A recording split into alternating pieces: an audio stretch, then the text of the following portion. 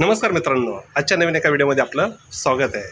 मित्रांनो, आजचा विषय खूप छान आणि व्लॉग बघण्यासारखा आहे. आजचा जो विषय आहे, आपण क्रिकेटच्या बाउंड्रीच्या बाजूला जे म्हणजे कडेला बोलू शकतो आपण, जी झाडं लावलेली आहेत आणि ती आता बऱ्यापैकी खूप छान अशी वाढलेली आहेत. तर त्या झाडांच्या खाली आपण त्या झाडांना चिटकून कारल्याची वेल, नंतर काकडीची वेल, त्याच्यानंतर दुधी भोपळ्याची वेल अशी लावलेली आहे.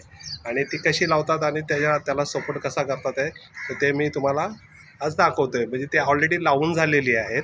आणि त्याच्यानंतर वांगी आलेली आहेत, तीसुद्धा तुम्ही मागच्या ब्लॉगमध्ये बघितलं असेल.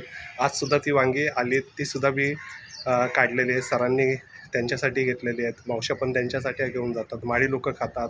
तर आपल्या क्रिकेटच्या ग्राउंडवरती असं आपण झाडं म्हणजे आपल्याला आवड आहे क्रिकेटच्या ग्राउंडवरती, उर्वरित जागेवरती या सर्व गोष्टी करायच्या. आणि तुम्हाला तर माहिती असेल, बाजारामध्ये भाज्या सर्व महाग झाल्यात, वांगी महाग झाले, काकडी महाग झाली.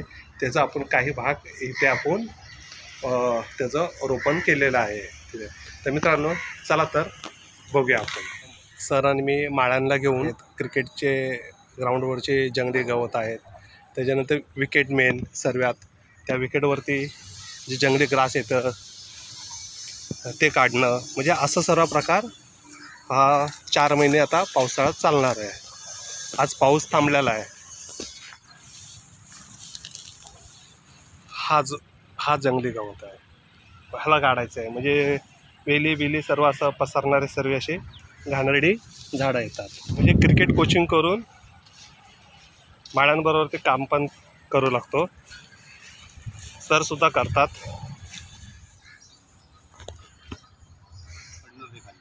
हे कसले सर? दुधी आणि काकडी.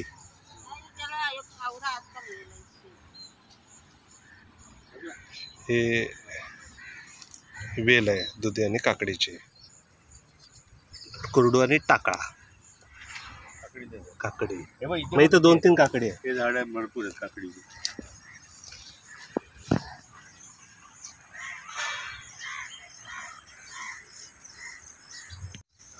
ऑगस्ट महिन्यात गणपतीच्या अगोदर.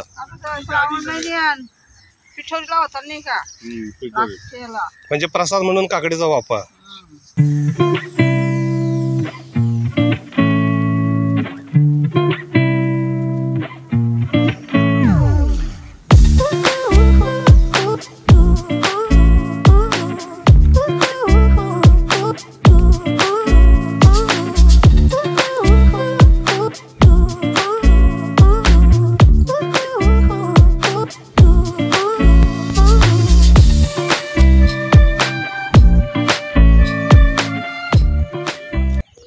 झाड आहे हे दुधी,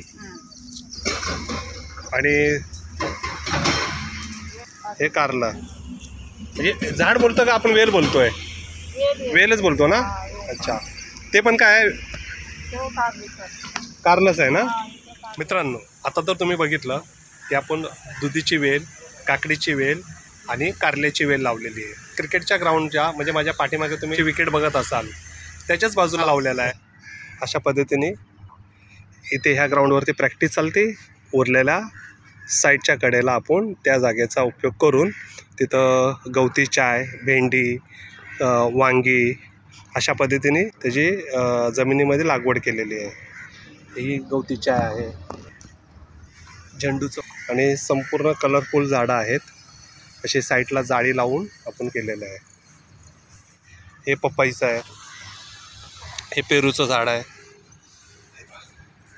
अशी सफेद लाल अशी फुलं आलेली आहेत. हे लिंबाचं झाड. तर अशा पद्धतीने आपण इथे बऱ्याचशा काही गोष्टी केलेल्या. आता हे पण बघा, पपईचं झाड वाढत चाललेलं आहे.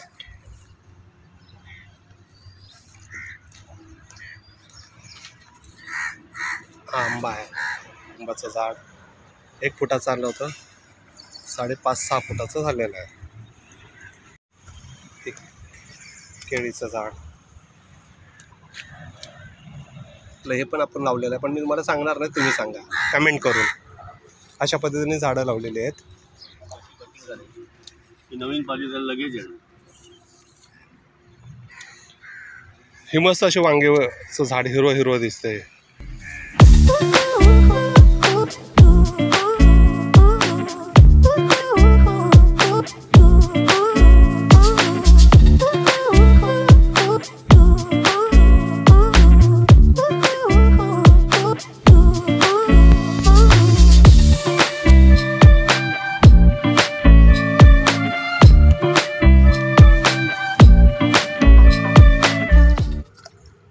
हे पाणी सर्व जमा झालेलं आहे. ॲक्च्युली तर तिथून तो नाला आहे पण तो पूर्ण भरलेला आहे व त्याला ते थोडंसं व्यवस्थित लेवल करून ते पाऊस जास्त झाला आहे त्याच्यामुळे हा भरलेला आहे. मग ते आणि पुढे जाण्यासाठी जागा नसल्यामुळं ते पाणी इथेच जमा झालेले आहे क्रिकेटच्या ग्राउंडवर. मग त्याला जाण्यासाठी माळी लोकांना रस्ता बनवायला सांगितलेला आहे.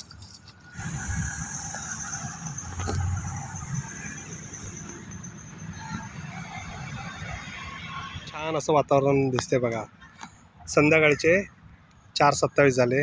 सुंदर असं वातावरण आहे.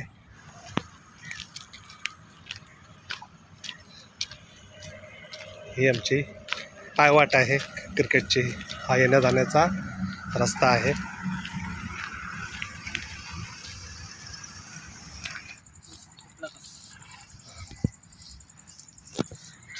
ही वेल आलेली आहे. उगाचच त्रास नको पुढे जाऊन, पण ती वेल खालून त्याचा मूळ काढून टाकलेला आहे.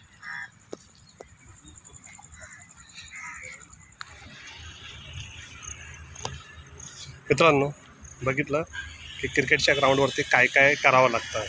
मला आवड आहे. मी आणि सर आम्ही येतो इथे कामं करतो आणि त्याच्यानंतर उर्वरित कामामध्ये ह्यांना आम्ही हातभार पण लावतो या कामामध्ये, कामं होण्यासाठी. आणि जेवढं होतं तेवढं करत राहायचं तिथे. चला तर मित्रांनो, आजचा हा ब्लॉग मी इथंच थांबवतो आहे. 1000 सबस्क्राईब करण्याचा मानस आहे, तो तुमच्याशिवाय होऊ शकत नाही. सबस्क्राईब, आपल्या चॅनलला नवीन असाल तर सबस्क्राईब करा आणि आजच्या ब्लॉगवरती कमेंटसुद्धा टाका. Take care, bye bye.